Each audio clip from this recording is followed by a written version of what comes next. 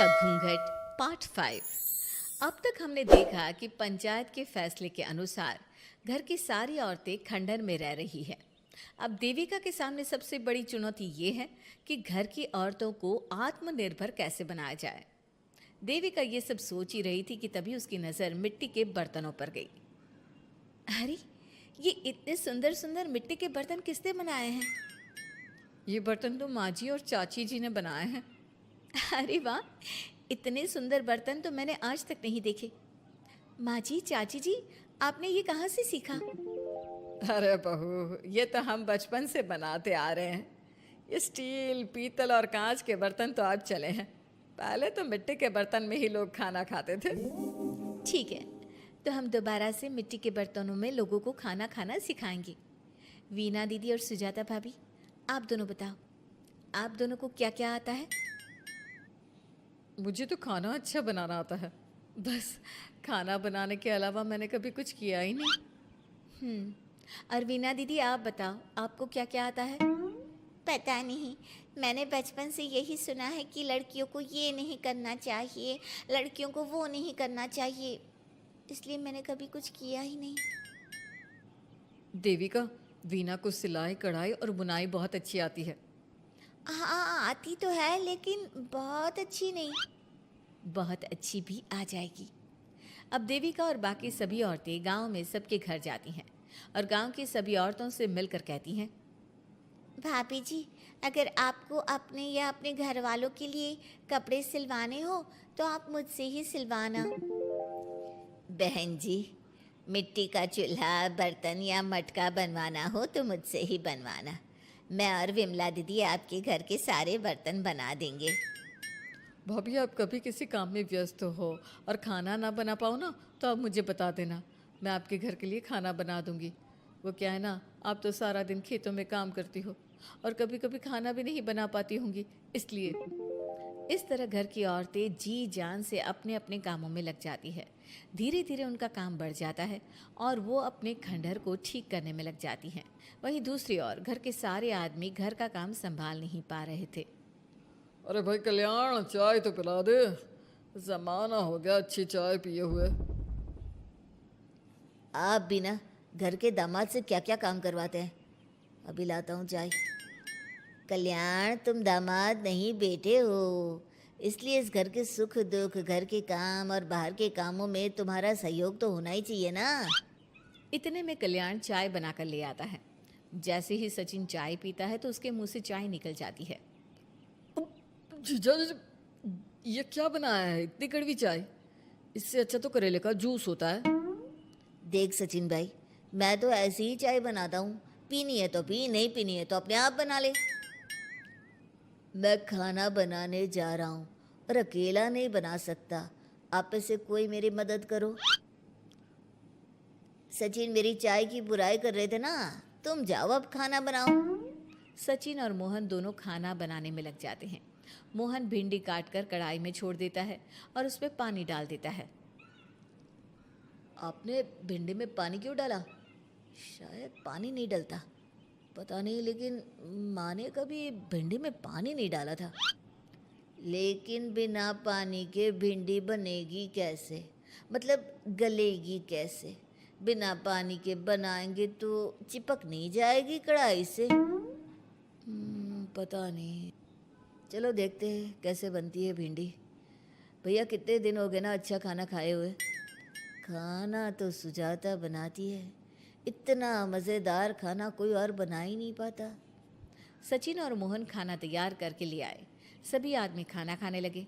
खाना बना तो बहुत बुरा था, लेकिन किसी ने बिना कुछ कहे खाना खा लिया। तभी जोगिंदर ने कहा, घर की हालत कितनी बुरी हो रही है, जगह जगह जाले लगे हैं। 2 दिन से तो किसी ने झाड़ू भी नहीं लगाई घर की। हाँ, और घर में गंदे कपड़ों के ढेर लगे हैं। मेरे पास तो ये आखिरी कुर्ता ही बचा है पहनने के लिए। कल्याण, मोहन, तुम किसी नौकर को रख लो ना।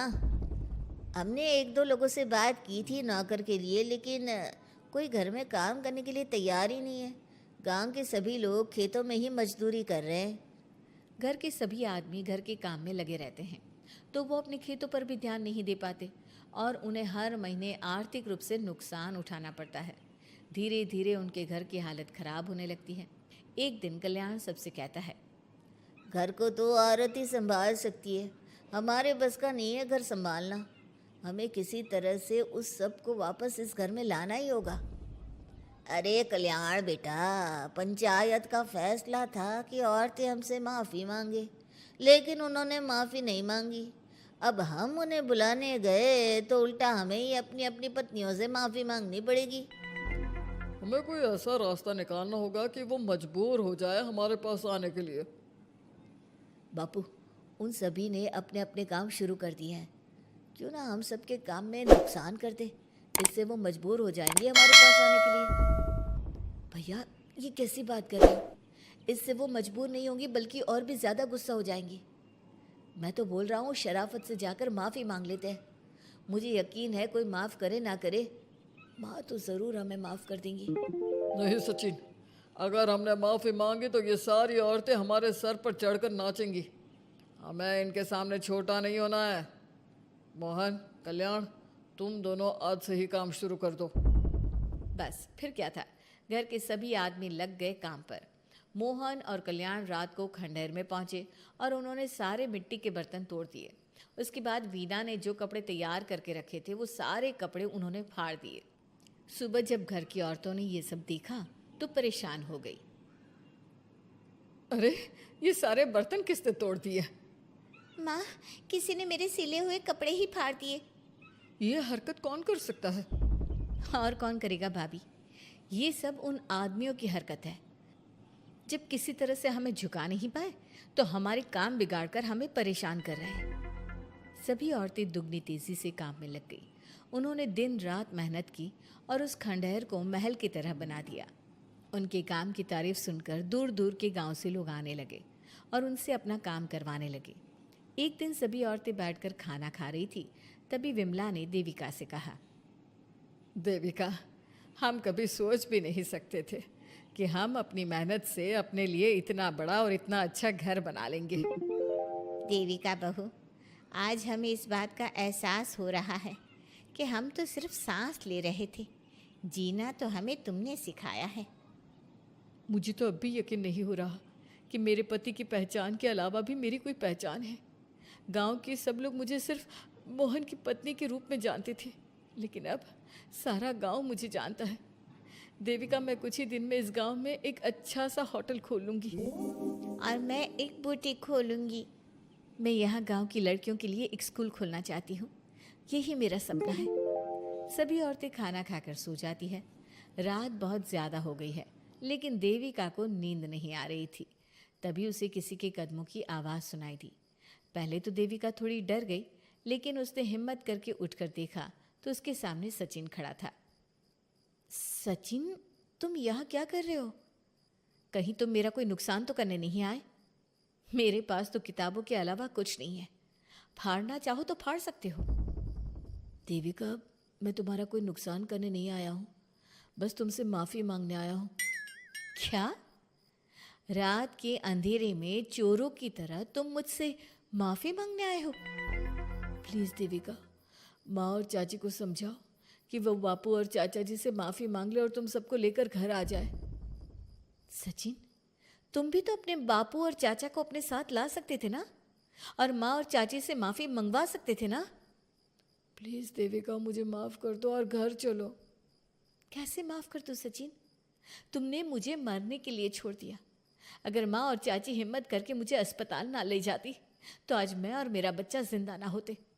ना तुम मुझे अस्पताल में देखने आए और ना ही अस्पताल से आने के बाद मेरा हाल चाल पूछा। मुझे तो छोड़ो, तुमने अपने बच्चे का चेहरा तक नहीं देखा और तुम मुझसे उम्मीद कर रहे हो कि मैं तुम्हें माफ़ कर दूँ? कभी नहीं सचिन। देखो देविका, हम सबको बहुत नुकसान हो रहा है। घर के काम की वजह से हम बाहर के काम पर ध्यान नहीं दे पा रहे। घर और जिंदगी दोनों अस्त व्यस्त है। वो इसलिए कि तुम सब आदमी संगठित नहीं हो, अपना दिमाग और ऊर्जा हमें परेशान करने में लगा रहे हो। और हम औरतें संगठित हैं, हम अपना दिमाग और ऊर्जा अपनी प्रगति में लगा रहे हैं। इसलिए हमने खंडहर को भी महल की तरह कर दिया और तुम्हारी हवेली खंडहर की तरह लगती है। सचिन देविका से बार बार माफ़ी मांग रहा है। क्या सचिन को अपनी गलती का सच में पछतावा है, या फिर ये घर के आदमियों की कोई नई चाल है? ये जानने के लिए आपको हमारे आने वाले एपिसोड का इंतज़ार करना होगा। और हाँ, कमेंट करके हमें ये भी ज़रूर बताइए कि क्या देविका को सचिन को माफ़ कर देना चाहिए? क्या उसे सब कुछ भूलकर सचिन के साथ अपना घर बसाना चाहिए, या फिर सचिन को भूल जाना चाहिए?